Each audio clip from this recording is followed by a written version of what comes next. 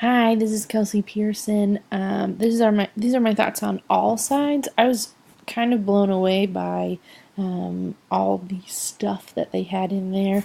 I'm teaching physics this next year, and so this is my first time going into some of these courses. So I'm not quite sure how I'm going to fit in some of the research, just because there's so much to cover. You guys all know how hard it is to make sure that we include all the content we need to, as well as touch on these, I would consider more life skills kind of stuff like research. But especially with stuff in the news right now, I think it's really important for kids to be able to figure out what is true and what's not.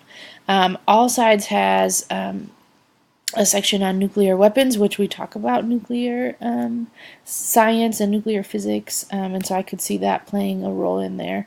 I kind of was just really blown away at the difference in the language between the different sides and how they could be reporting on the same thing. It kind of just really brought to light how much bias there really is in what I was looking at. So that was really cool. Hoping kids can see that as well.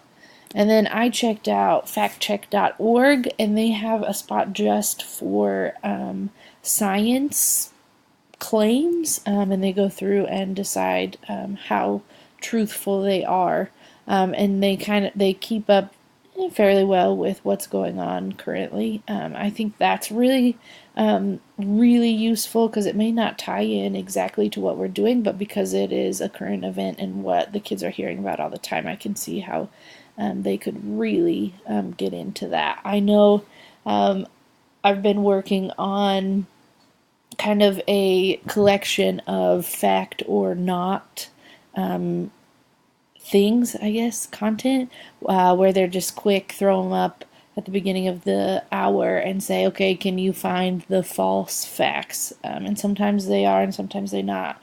There's one or two of them, and kids have to decide: are they truthful? Are they not? Based on their what they can Google and what they can find out. And so I'm hoping to use that this year and see what happens.